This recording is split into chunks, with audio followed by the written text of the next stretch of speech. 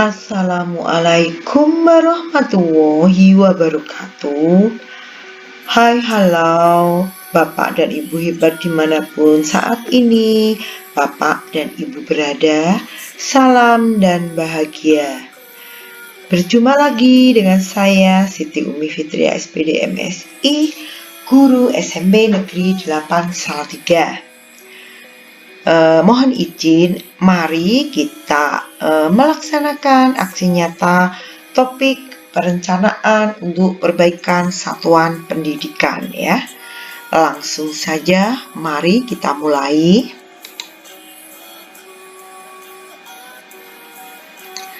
Ini ya, untuk topik perencanaan perbaikan satuan pendidikan, ini ada 2 modul dan pilihan aksi nyatanya pun cuma ada 1 ya, sehingga mau tidak mau kita melaksanakan aksi nyata ini saja. Selanjutnya, pilihan yang aksi nyata, karena memang cuma ada 1, mau tidak mau kita mengikuti pilihan aksi nyata yang ini, yaitu melakukan refleksi bersama rekan guru tentang perencanaan ya, otomatis juga bersama kepala sekolah. Hal-hal atau langkah yang menjadi aksi nyatanya yaitu mengumpulkan dokumen baik RKT, RKAS ya, rencana kegiatan, kemudian melakukan refleksi bersama rekan guru atau warga sekolah, kemudian kita menjawab soal. Yang pertama yaitu selama ini apa saja yang menjadi pertimbangan disusunnya kegiatan dalam RKT dan RAKS. Selanjutnya, kesulitan atau tantangan apa yang pernah kita hadapi. Selanjutnya, fakta apa yang perlu dijadikan dasar pertimbangan agar perencanaan lebih baik di masa yang akan datang. Dan kalau semua dokumen sudah terpenuhi, termasuk yang umpan balik, kita bisa mengunggahnya di lembar aksi nyata ya. Selanjutnya langsung saja kita ikuti. Tidak ada salahnya karena ini adalah aksi nyata perencanaan berbasis data. Ya, kita harus mengetahui dulu ya, apa itu perencanaan berbasis data dan sebagainya. Perencanaan berbasis data adalah perencanaan yang dilakukan oleh satuan pendidikan, program pendidikan atau lembaga pendidikan maupun pemerintah daerah yang didasarkan pada data rapot pendidikan. Perencanaan berbasis data bertujuan untuk mencapai peningkatan dan perbaikan mutu pendidikan yang berkesinambungan. Bagaimana penerapan perencanaan berbasis data bagi satuan pendidikan? Ya, satuan pendidikan dan pemerintah daerah dapat melakukan refleksi diri dengan menganalisis data dalam rapot pendidikan, mengidentifikasi akar masalah, dan menyusun rencana kegiatan dalam RAKS. Ya, semuanya untuk meningkatkan kualitas pendidikan. Kemudian, apa yang menjadi tujuan dari perencanaan berbasis data? Tujuannya yaitu perencanaan berbasis data itu memberikan perbaikan pembelajaran pembelanjaan anggaran yang efektif dan akuntabel sesuai dengan kebutuhan dinas maupun satuan pendidikan. Sedangkan apa hubungan perencanaan berbasis data dengan rapot pendidikan? Jawabannya adalah data yang digunakan dalam perencanaan berbasis data berasal dari data rapot pendidikan. Mengapa harus mengacu pada rapot pendidikan?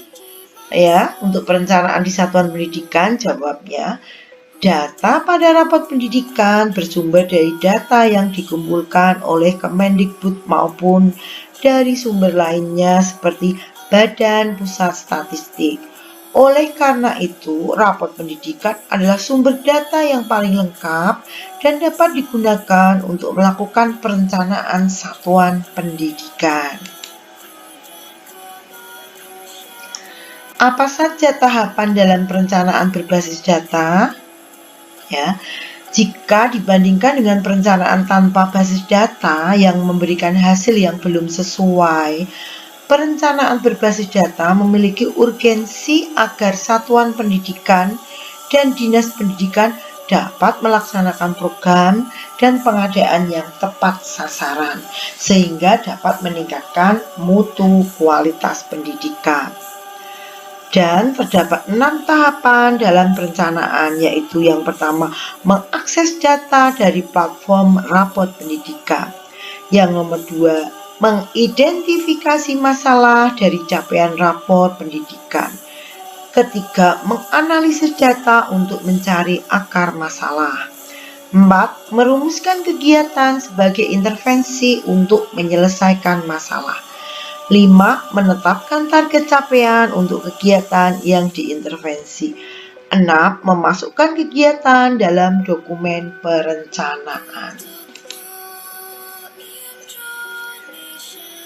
Kemudian, bagaimana cara satuan pendidikan melakukan refleksi diri berdasarkan hasil rapot pendidikan? Ya, satuan pendidikan dapat melakukan refleksi diri sebagai salah satu bagian perencanaan berbasis data dengan cara yang pertama, mempelajari dan memverifikasi data dari satuan pendidikan.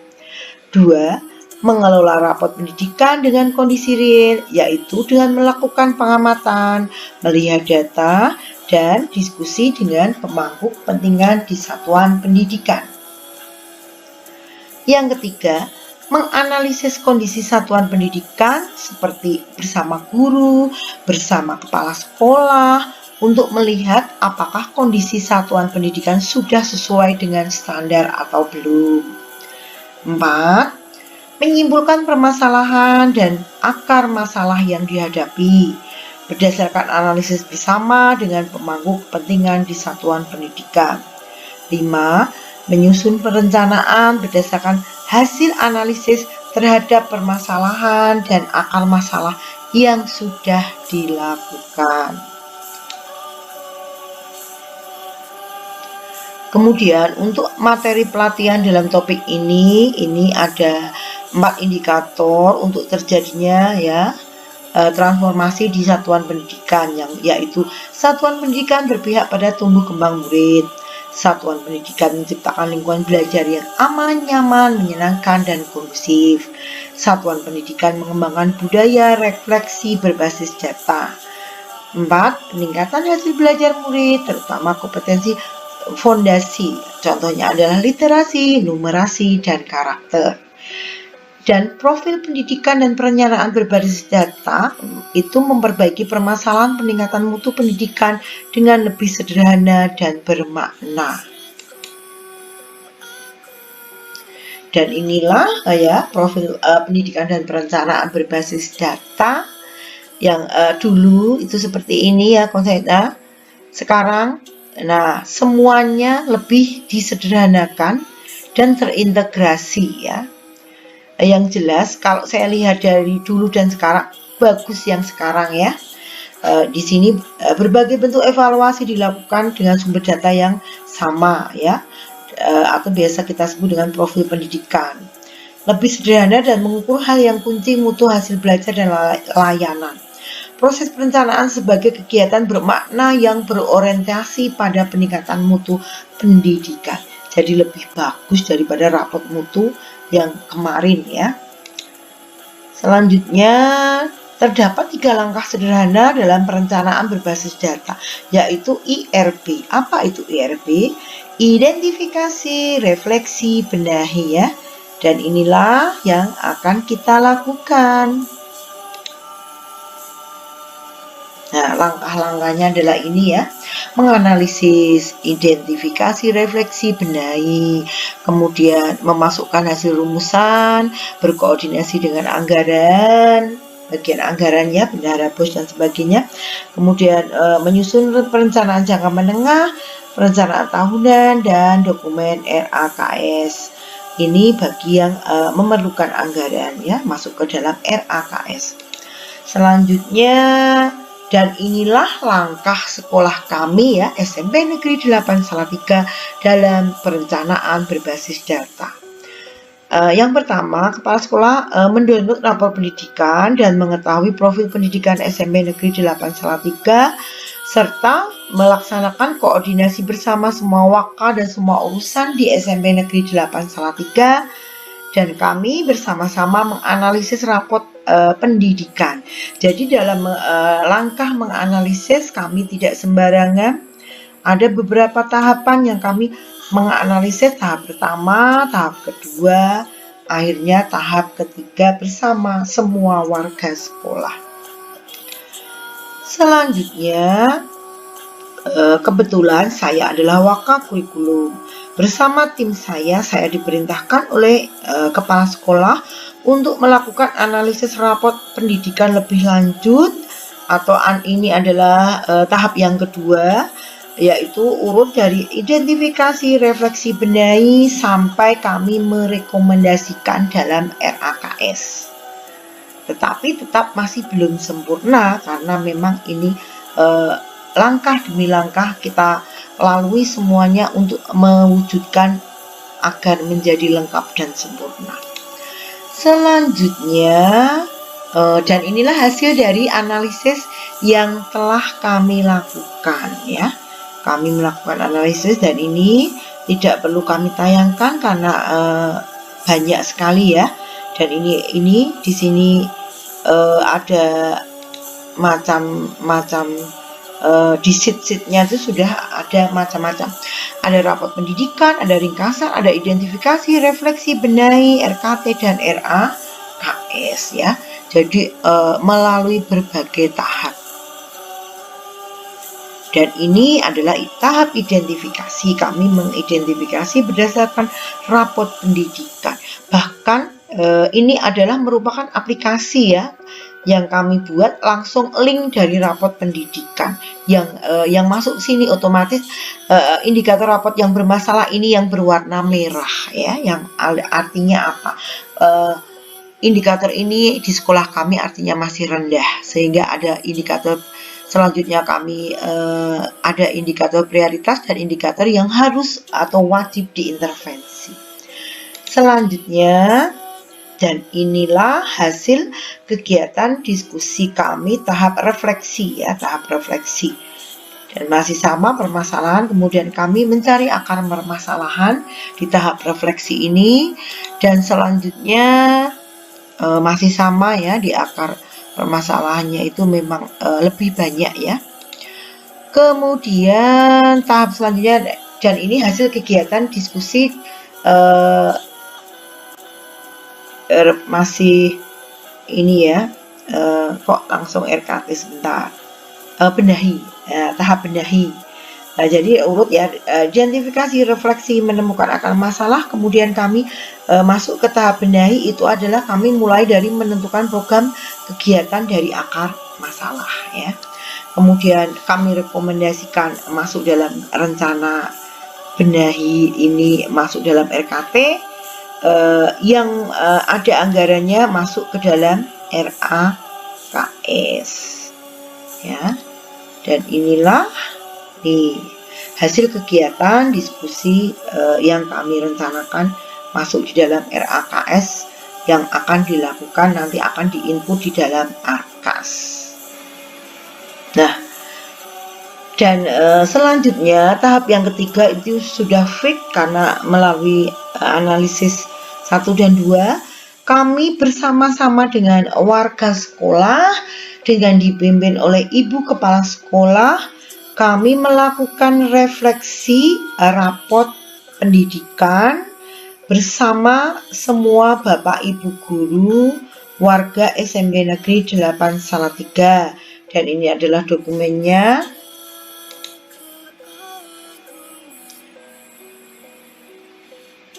Semua ada masukan, ada pendapat, ada usulan yang untuk semuanya untuk melengkapi dari refleksi atau tindak lanjut yang akan kita jalankan di tahun selanjutnya.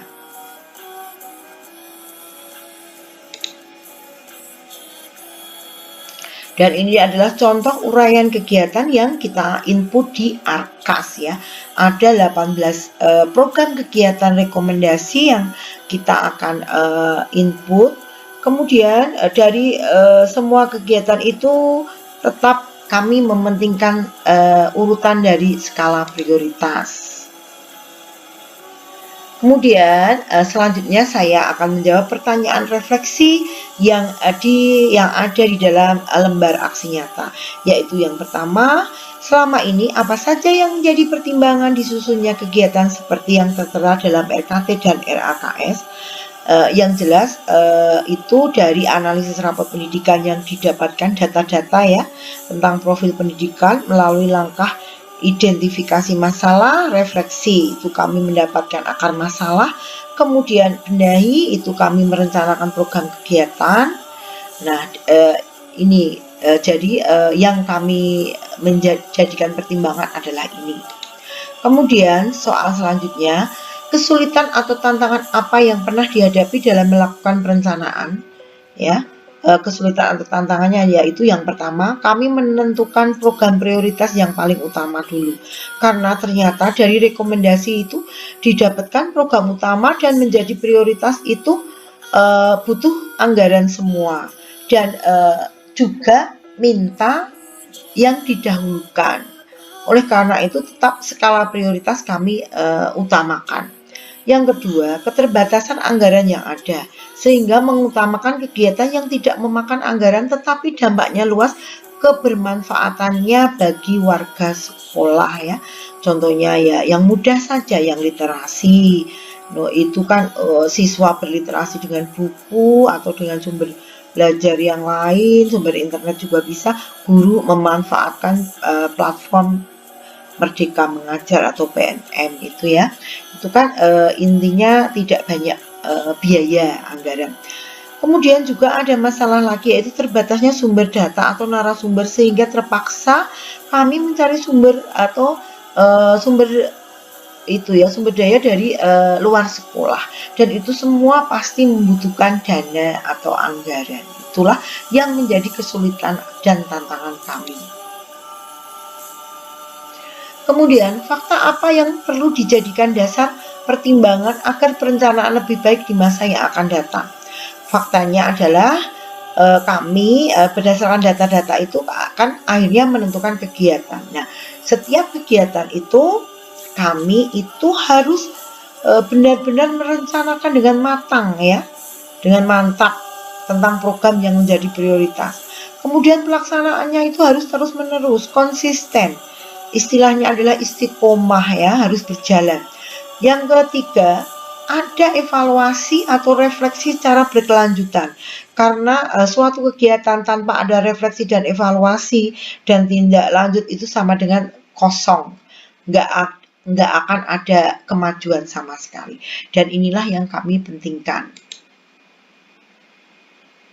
Kemudian untuk umpan balik kami meminta perwakilan dari Bapak Ibu Guru yang mengikuti refleksi kegiatan rapot pendidikan ya, yaitu kami meminta 2 orang guru saja ya, kebetulan perwakilan.